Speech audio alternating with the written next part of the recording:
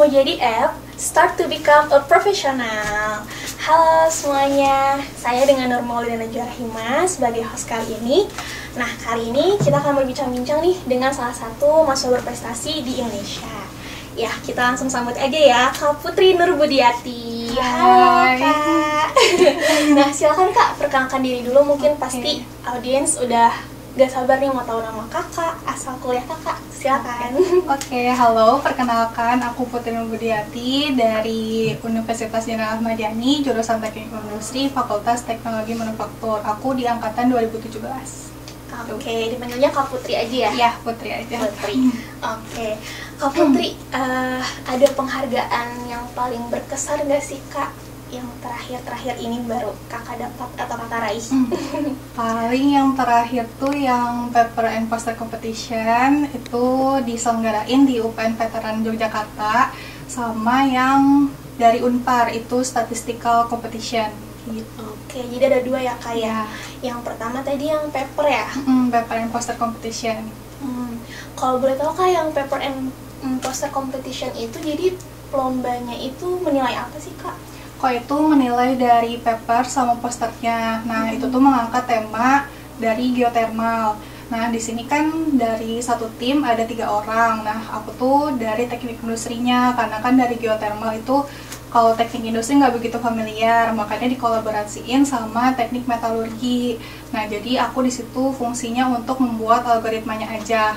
Untuk masalah geothermal, teori-teori mengenai geothermalnya semuanya itu dari teknik metalurgi kayak gitu.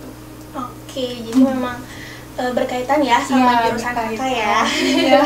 Jadi kamu tuh dari teknik industri ya? Teknik industri. Iya. Oke, nah mungkin para audiens penasaran nih Kak, boleh ceritain nggak gimana sih proses dari persiapan terus sampai hari H pelaksanaan perlombaan tuh kayak gimana sih Kak? Mungkin dari awal pembentukan tim dulu, jadi pencarian dulu itu tuh awalnya direkomendasiin sama dosen, ditawarin mau nggak ikutan lomba ini. Terus kan karena aku belum pernah menang gitu ya, dari setiap lomba tuh selalu ya kalah gitu kan, ya namanya juga perlombaan ya. Jadi ya udah gak pernah menang, ya udah aku coba dulu ikutan. Nah, terus apalagi menarik bangetnya karena dia tuh kolaborasi kan sama teknik metalurgi, makanya aku tertarik banget, apalagi mengenai geothermal. Aku belum pernah mempelajari itu sebelumnya, jadi pengen tahu kayak gimana sih gitu. Terus dari situ mulai merencanakan pembuatan abstraknya. Terus kalau ternyata lolos, baru bikin full papernya dan posternya.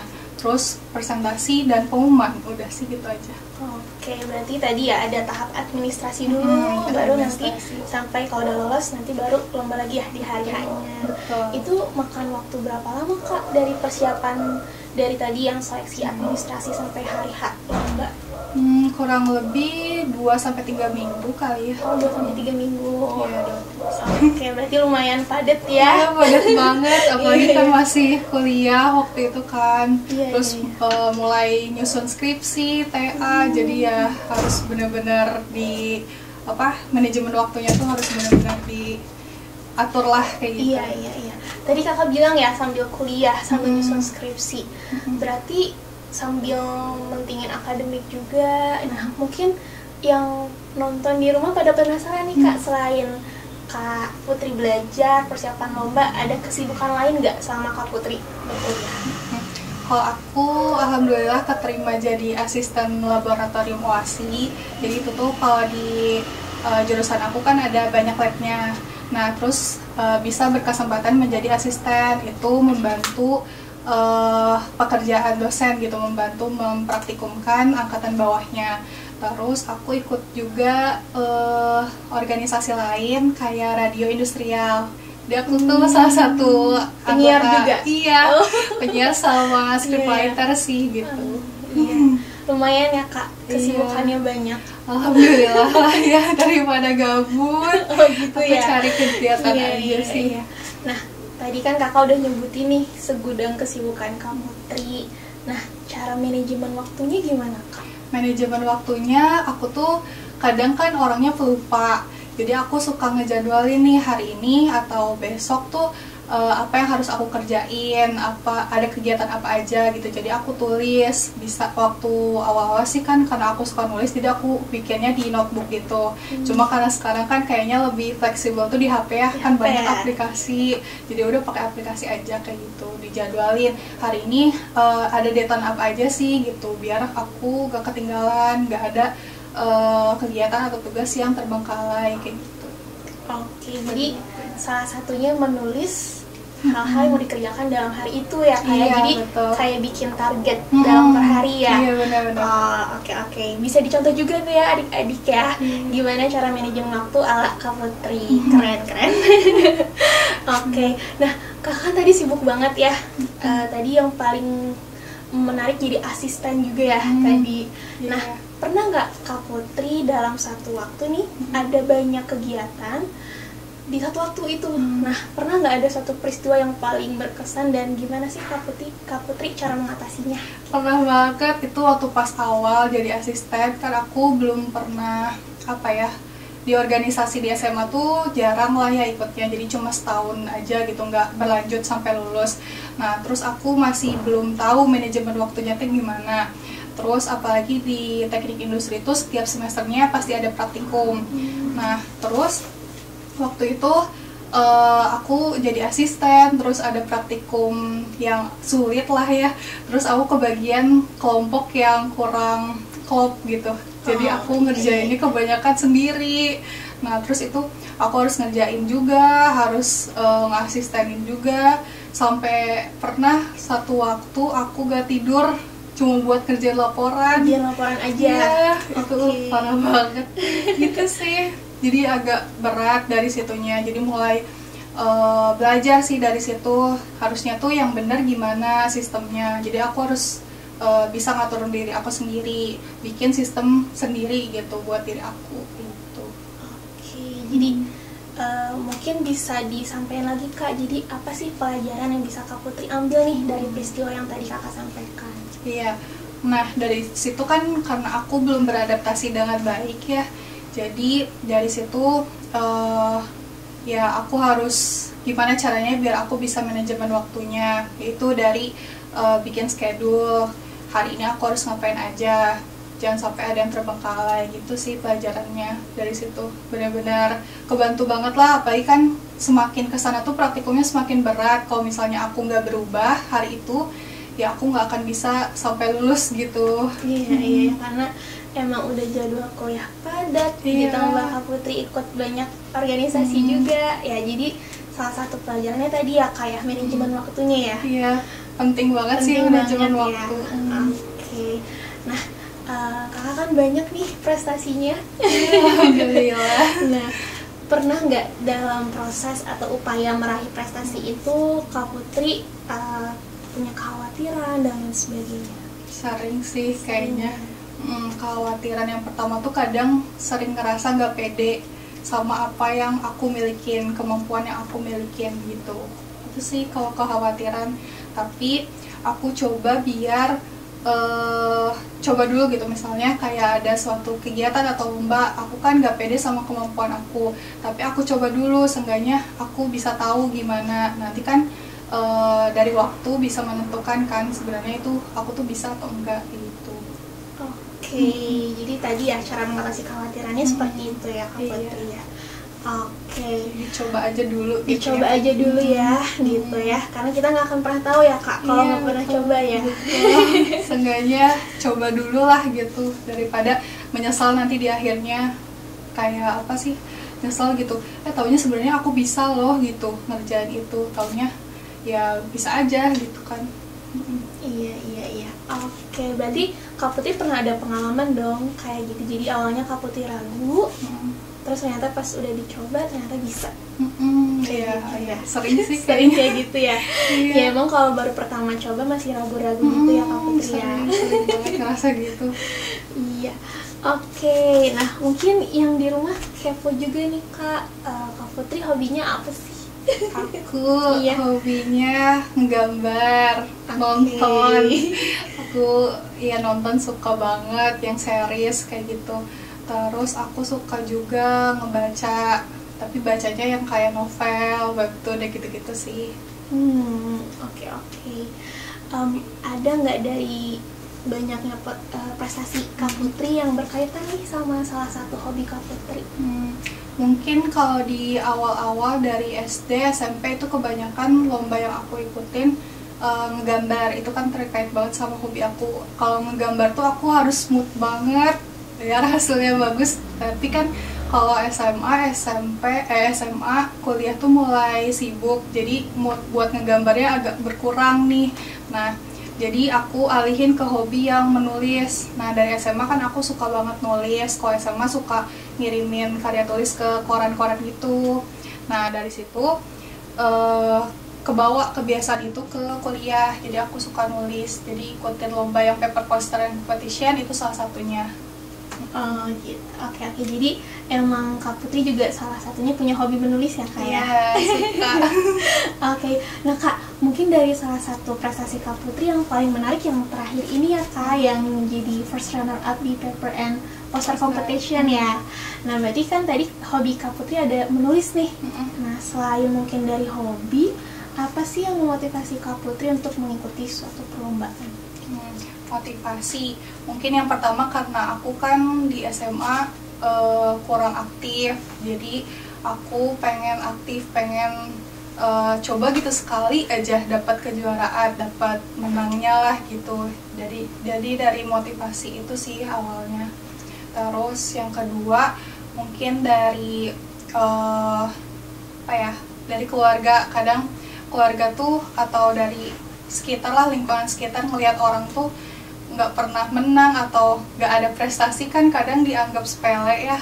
Jadi mungkin dari situ sih motivasinya.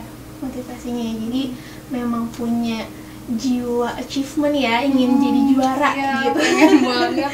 Iya, karena Kak Putri sendiri udah ngerasa sehari-hari aku udah mencoba untuk berprestasi, ya belajar maksimal, mengembangkan keahlian Kak Putri juga ya. Nah mungkin yang di rumah penasaran juga, menurut Kak Putri sebetulnya keahlian-keahlian yang Kak Putri rasa itu paling menonjol dari diri Kak Putri apa sih? Keahlian mungkin dari yaitu hobi aku menulis, terus aku suka desain juga sebenarnya, pakai software kayak CorelDRAW, dari Canva kayak gitu, atau Adobe kayak gitu sih keahlian. Kak Putri, prestasi Kak Putri kan banyak. Kak Putri juga aku baca profil Kak Putri kemarin lulusnya cum laude ya. Alhamdulillah. Iya. Tadi kan Kak Putri sempat berbagi nih, kata Kak Putri manajemen waktu itu penting. Iya. Nah selain itu apa sih yang paling Kak Putri rasain yang membuat Kak Putri itu bisa loh akademiknya maksimal, tetap berprestasi di hal-hal lain juga. Nah apa sih yang sebetulnya Kak Putri rasain yang membuat Kak Putri bisa melewati semua itu dengan baik? Mungkin apa lagi ya manajemen waktu. Terus yang kedua, aku tuh orangnya suka mempelajari hal-hal yang baru gitu. Jadi aku orangnya penasaran banget. Kalau misalnya ada suatu hal, terus aku tuh gak tahu, aku pengen cari tahu sampai detailnya kayak gitu. Nah terus buat yang menjaga nilai itu tuh kayak suatu tanggung jawab aku ke orang tua gitu. Nah dari nilai itu kan, nah jadi aku tuh gimana caranya biar nilai itu tuh nggak sampai merosot tapi meningkat gitu. Jadi lebih komitmen, lebih menjaga prinsip aja sih gitu. Oke, jadi komitmen sama menjaga prinsip ya Kak ya. Pasti ada nih salah satu peristiwa yang paling berkesan perjuangan Kak Putri antara akademik sama prestasi di luar akademik. Pernah nggak Kak ada peristiwa yang paling teringat sama Kak Putri? Paling teringat tuh mungkin yang pas seleksi jadi mahasiswa berprestasi. Itu tuh kan ada mahasiswa berprestasi tingkat universitas. Nah di situ tuh seleksinya awalnya dari fakultas dulu, dari jurusan dulu. Jadi dari jurusan itu diseleksi, dipilih dulu 3 orang, terus diseleksi yang masuk ke fakultas, terus dari fakultas baru ke unit. Nah di situ tuh aku apa-apa dianterin sama papa aku. Nah di situ tuh gimana ya, sedih sih. Oke, Kak Kak Putri, tadi kita udah sempat bahas hobi Kak Putri, terus prestasi yang terkait sama hobi Kak Putri. Nah, sebetulnya hobi-hobi itu udah Kak Putri rasakan dari kecil atau kapan tuh Kak? Emang udah terbentuk dari kecil nih, aku seneng nulis, seneng baca, atau ada peristiwa tertentu nggak yang bikin akhirnya Kak Putri jadi hobi untuk nulis dan baca kayak gitu? Kalau peristiwa kayak apa ya, kalau menggambar itu emang dari SD aku suka menggambar. Terus kalau dari writing, menulis itu dari SMA aja sih. Peristiwanya emang mengalir aja sih, tiba-tiba suka gitu. Gak ada peristiwa yang spesifik gitu bikin terbentuk sih gitu. Oke. Mengalir aja. Jadi dari SMA ya Kak kalau hobi menulis ya? Emang tuh SMA emang udah sering-sering nulis gitu ya Kak? Kalau SMA paling nulis yang kayak cerita gitu, atau puisi yang masukin ke koran kayak gitu sih. Oh, pernah dimasukin ke koran? Pernah, seneng banget kan. Jadi ceritanya waktu pas dari SD, papa aku tuh suka langganan koran gitu loh Kak. Nah, langganan koran setiap minggunya. Nah, di situ aku kan suka baca setiap hari Minggu tuh. Kalau di yang Pikiran Rakyat itu suka ada yang khusus remajanya gitu. Nah, aku suka baca, terus kayak tiba-tiba pengen, coba kalau tulisan aku masuk ke koran gimana ya rasanya gitu. Oke, jadi dari SMA udah mulai coba masukin tulisan ke koran dan diterbitin tuh di koran. Diterbitin Wah, berarti seneng banget ya Kak Putri pas bacanya. Seneng banget. Iya. Oke, jadi memang kalau menulis itu dari SMA, kalau baca emang dari kecil udah suka ya Kak Putri ya. Oke, nah mungkin yang jadi penasaran lagi nih buat para audiens ya, pasti di kepala audiens tuh sering banget nih timbul pertanyaan. Kalau lagi sekolah tuh mending fokus akademik aja atau coba-coba juga nih yang akademik, maksudnya ikut perlombaan. Nah kan tadi Kak Putri juga udah sempat cerita ya, kadang kalau kita ikut lomba tuh ya agak pasti kita jadi harus membagi waktu ya antara tadi Kak Putri lagi skripsi terus ngikutin lomba ini juga. Nah gimana sih Kak akhirnya Kak Putri bisa nih membagi dengan seimbang antara akademik dan yang non akademik? Oke, gimana ya? Kan kalau aku tuh lebih ke dua-duanya sih, harus pengen coba dua-duanya, ke akademik iya, ke organisasi juga iya. Kalau akademik kan itu bentuk tanggung jawab aku ke orang tua, karena kan orang tua yang membiayain gitu. Jadi ya harus fokus ke akademik. Kalau ke organisasi lain tuh lebih ke ini, mengisi waktu aja sih gitu. Kalau mengisi waktu kan enaknya yang produktif, yang positif lah, daripada main game yang terlalu berlebihan kayak gitu. Jadi harus fokus ke dua-duanya, antara akademik sama organisasi lain, karena menurut aku organisasi lain tuh penting untuk melatih soft skill kita gitu, yang nggak didapat di akademik kayak gitu. Oke, aku seneng banget nih sama statement terakhir Kak Putri ya, bahwa ternyata non akademik atau organisasi itu penting ya buat penting kita. banget sih. Iya, apa sih yang Kak Putri rasain impact dari berorganisasi ke dalam kehidupan Kak Putri, atau malah mungkin merubah kepribadian Kak Putri? Itu yang kerasa banget tuh dari public speaking. Mungkin dari SMA karena aku pendiam, ya kurang aktif di organisasi juga. Jadi kalau maju ke depan tuh malu banget, banyak kata-kata yang harusnya nggak diucapin malah keucapin gitu. Pokoknya nggak sesuai sama ekspektasi aku gitu. Nah, dari organisasi tuh apalagi aku jadi asisten kan, itu kerjanya ngajar, terus ngetutorin. Nah itu tuh kan berarti harus banget lancar public speakingnya. Jadi dari situ berlatih aja gitu. Pokoknya dari public speaking, terus dari manajemen waktu juga itu dilatih dari organisasi. Terus melatih kerjasama juga, karena kan dari situ bertanggung jawab menghandle praktikum. Gak hanya satu orang kan, tapi tim. Jadi ya gimana caranya biar solid, kerjasamanya bagus kayak gitu. Oke. Luar biasa menginspirasi ya. Nah jadi selain penting ya, menurut Kak Putri mampu nggak sih seorang mahasiswa atau siswa itu bisa loh jalan keduanya? Kan Kak Putri bukti nyata nih. Namun Kak Putri gimana nih? Mampu nggak sih sebetulnya semua mahasiswa atau siswa itu ya fokus ke akademik iya, tapi coba juga untuk berorganisasi? Mampu sih, kalau Mampu ya? menurut aku mampu. Semua orang tuh mampu asal ada kemauannya dari diri kita sendiri gitu. Kadang apa yang sesuatu yang dipaksakan jadi hasilnya nggak baik gitu, jadi terpaksa ngejalaninnya. Jadi asal ada kemauan dari diri kitanya sendiri gitu, asal kita mau untuk berorganisasi ya hasilnya pun nanti bakal baik gitu. Oke, keren ya. Jadi kita mau dulu nih. Kalau harus mau, dulu. insya Allah bisa gitu Iya. ya. Oke, nah jadi kebayangkan ya adik-adik nih yang lagi nonton Kak Putri bahwa ternyata akademik tuh bisa kita maksimalin di samping juga terus berprestasi di luar non akademik ya. Tadi Kak Putri udah cerita banyak tentang manajemen waktu dan lain sebagainya ya. Bisa kita petik nih ya ilmunya dari Kak Putri. Oke, nah perjalanan Kak Putri udah cukup panjang ya sampai di titik ini. Dari kecil sampai sekarang prestasi Kak Putri juga udah banyak. Nah, dukungan apa sih yang paling berarti untuk kesuksesan seorang Kak Putri Nurbudiati ini? Kalau dukungan, yang pasti dukungan dari keluarga. Itu keluarga aku tuh sangat mendukung apa yang aku jalanin gitu. Dari papa, mama, adik semuanya ngedukung. Terus dari teman-teman, jadi alhamdulillah rezekinya dapat teman yang baik-baik, ngedukung, sportif semua, nambah motivasi semua, kayak gitu sih.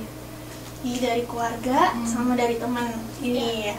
Oke, Kak Putri mungkin yang adik-adik yang nonton juga penasaran Kak. Kakak pernah nggak sih selama perkuliahan selain belajar ya berorganisasi, pernah ada pengalaman kerja juga nggak Kak? Pengalaman kerja ada. Iya. Itu aku waktu pas pertama kali kerja, jadi di PT Jasa Marga. Itu tuh selalu ada setiap bulan Ramadan suka ada rekrutmen untuk bulan Ramadan. Nah itu aku coba sekali, ya udah dapat di 2018 itu jadi toll collector di situ.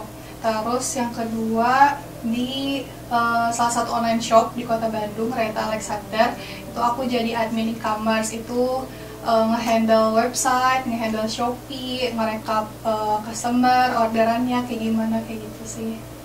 Oke, tadi udah ada pengalaman kerja Kak Putri ya. Jadi Kak Putri selain aktif di akademi, berorganisasi, punya pengalaman kerja juga ya Kak ya. Nah, tadi kan tips dari Kak Putri dari manajemen waktu ya dan lain sebagainya. Nah, Kak Putri pernah nggak sih ngerasa jenuh dengan semua kesibukan itu? Pernah, pasti pernah, kayak ngerasa bosen, capek, pernah sih ngerasa kayak gitu di suatu waktu.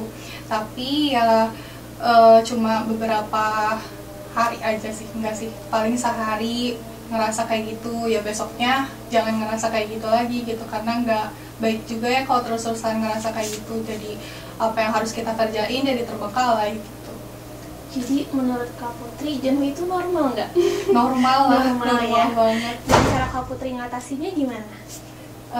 Ngatasinnya ya balik lagi ke motivasi aku, ke kemauan dari diri aku sendiri, karena balik lagi ke tujuan. Kan tujuan aku misalnya ikut organisasi, ya aku pengen melatih soft skill diri aku sendiri. Kalau misalnya ngerasa jenuh terus-terusan, ya artinya soft skill diri aku nggak akan berkembang dong, kayak gitu. Oke.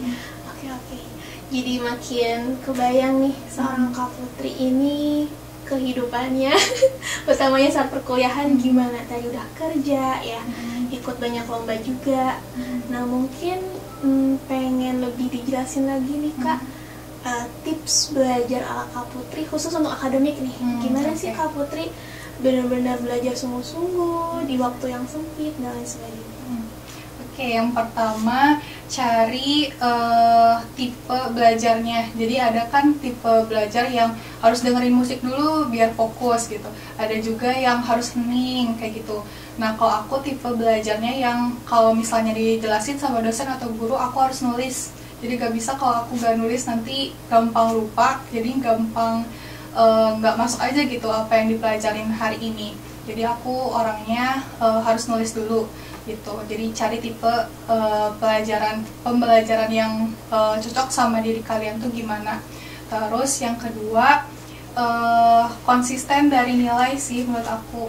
Karena kan ya baik lagi itu suatu kewajiban, suatu tanggung jawab kita kepada orang tua, jangan sampai mengecewakan orang tua gitu yang udah capek-capek membiayakan kayak gitu. Terus apa lagi ya, udah sih kayaknya itu aja sih. Oke. Kak Putri pernah nggak merasa malas belajar? Pernah ya? banget.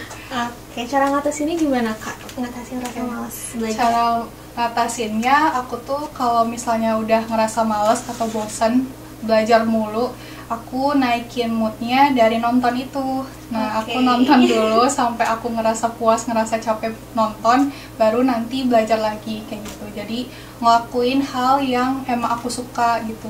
Bisa nonton, bisa makan dulu yang aku suka kayak gitu sih. Biar nambah mood dulu buat belajar gitu. Kak Putri, tadi kita udah banyak banget berbicara tentang keberhasilan Kak Putri ya. Nah mungkin kan orang sering beranggapan kayak dia memang udah takdirnya deh sukses gitu. Padahal kita nggak tahu cerita aslinya.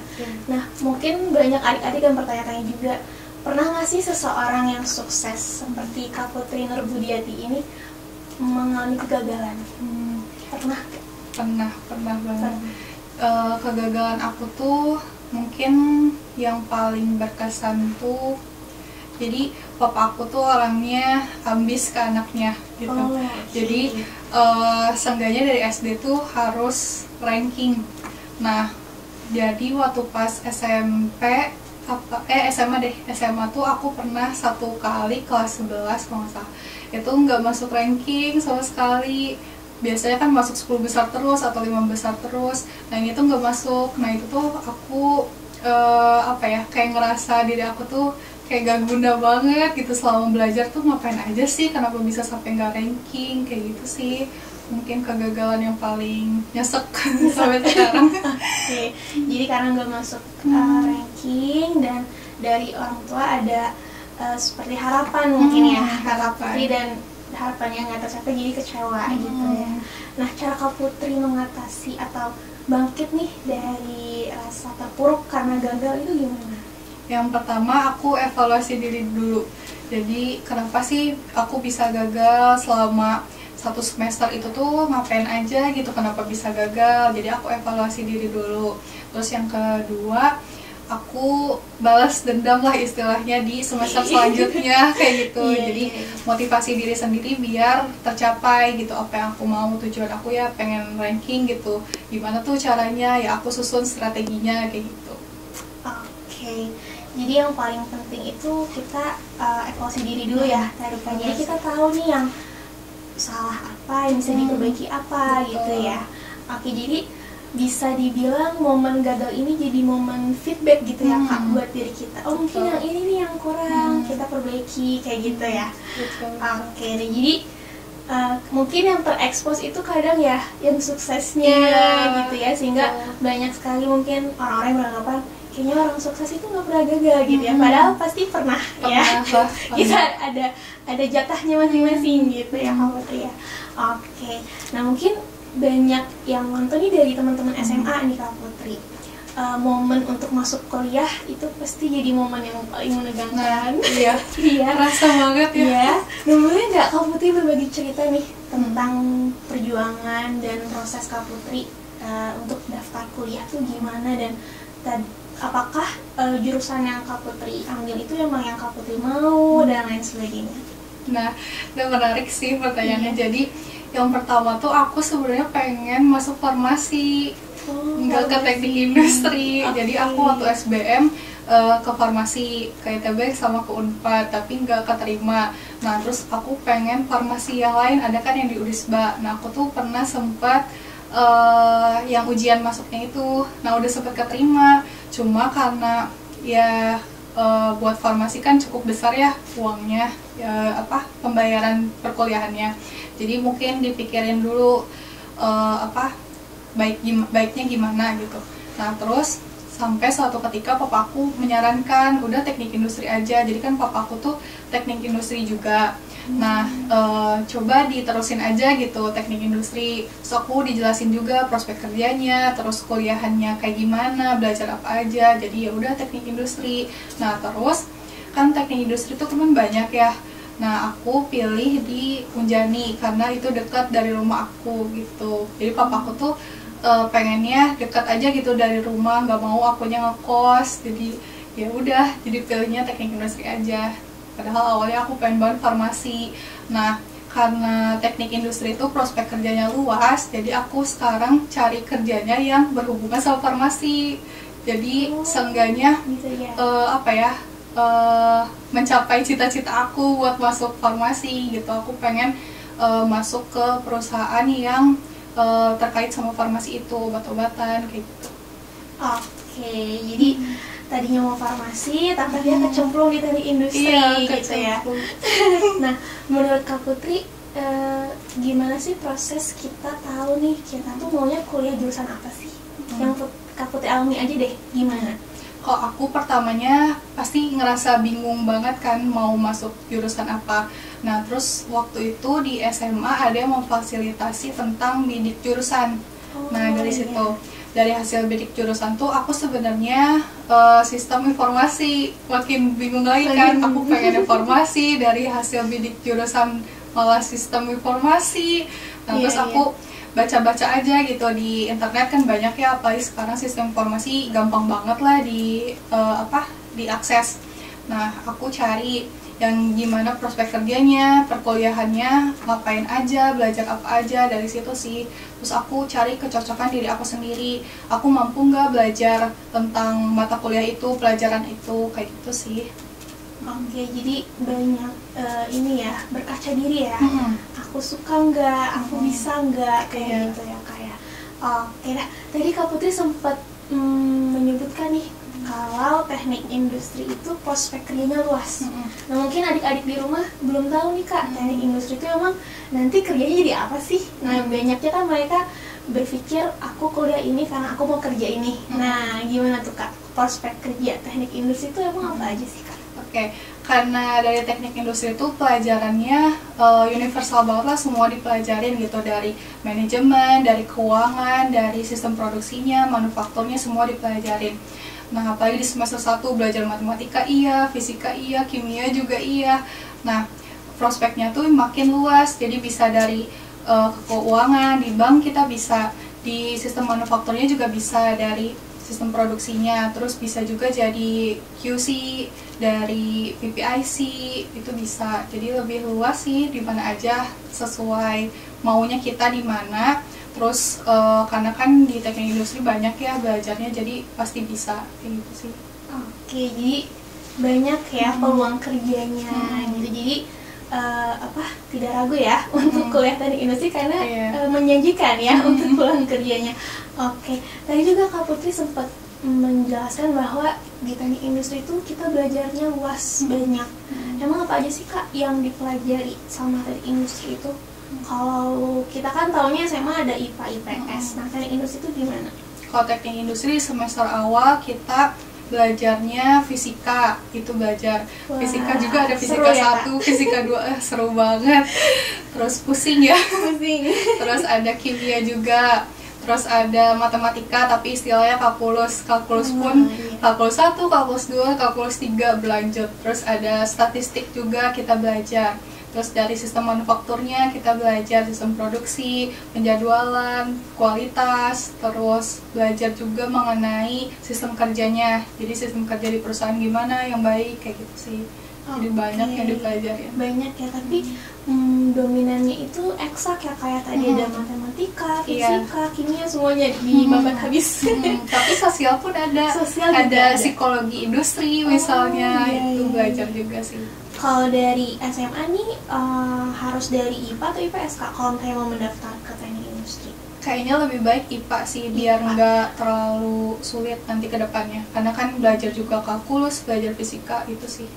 Oke, nah kalkulus, fisika, dan sebagainya mungkin untuk banyak orang terlihat menakutkan dan sulit. Iya. Lalu apa sih yang membuat itu menjadi menarik dan Kak Putri bisa enjoy sampai akhirnya lulus sekarang? Iya, mungkin karena belum coba aja, jadi berspekulasi kalau itu tuh susah. Nah, jadi ya coba aja dulu sama ya apa ya, seenggaknya kalau kita ngerasa mampu pasti bisa kok gitu, asal kitanya percaya aja sama diri kita, terus ada komitmen nanti ke depannya bisa menyesuaikan nggak sama diri kita kayak gitu sih. Oke, berarti Kak Putri dari SMA udah bagus ya nilai matematika, Alhamdulillah. fisika, kimianya. Oke. Nah mungkin jalur masuk kuliah tuh kan Kak, setahu aku ada yang undangan nih pakai raport, ada yang tes tulis lagi, entah itu SBM atau ujian mandiri. Kak Putri sendiri lewat jalur yang mana? Ujian aku. Ujian tes tulis. Nah gimana tuh Kak persiapannya?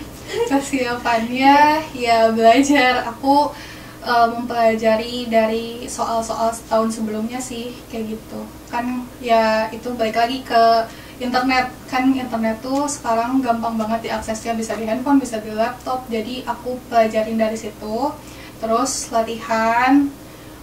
Udah latihan ya udah jadi ujian deh. Oke, jadi ya wayahna kalau dalam bahasa Sunda kita belajar ya Iya, untuk harus. persiapan masuk perkuliahan. Oke, Kak Putri mungkin ini terakhir. Kita udah banyak banget tadi ngobrol, udah banyak banget ilmu yang bisa teman-teman dan aku pun jadi teringat lagi ya hal-hal positif yang bisa aku ambil dari Kak Putri. Nah mungkin ada satu statement yang bisa Kak Putri sampaikan untuk memotivasi teman-teman yang lagi nonton sekarang. Oke, yang pertama mungkin harus kenali diri kita sendiri, karena yang tahu diri kita sendiri ya kita, bukan orang lain. Kenali diri kalian tuh mampunya di apa, di bidang apa, keahliannya apa. Kemudian kalau udah tahu ya asah dari keahliannya itu. Terus yang kedua, manajemen waktu. Terus apa lagi ya, bikin target. Kayak misalnya di perkuliahan nih, jadi mahasiswa, kalian tuh harus bikin target lulusnya kapan, dengan IPK berapa, biar mencapai targetnya itu tuh gimana ya, bukan sesuai, lancar gitu, biar karena udah ada target jadi tahu harus melakukan apa kayak gitu. Terus yang selanjutnya pergaulan, mungkin pergaulan tuh penting, jadi cari teman-teman yang sefrekuensi, yang positif gitu, biar kitanya juga kebawa positif kayak gitu sih. Oke, jadi tadi ada 4 ya Kak Putri ya. Pertama kita mengenali diri kita, manajemen waktu juga, kemudian bikin target ya Kak Putri ya, supaya kita tahu nih yang mau dituju apa, jadi kita juga tahu kita mau melakukan apa gitu ya Kak Putri ya. Yang terakhir yang aku juga jarang dapet nih ilmunya, bahwa pergaulan itu penting gitu ya Kak. Jadi kalau kita temenan sama yang satu frekuensi kayaknya lebih mendukung ya untuk kita mengejar apa yang kita mau capai. Oke, aduh aku udah kenyang banget, banyak banget ilmu yang bisa didapat hari ini. Sangat menginspirasi ya.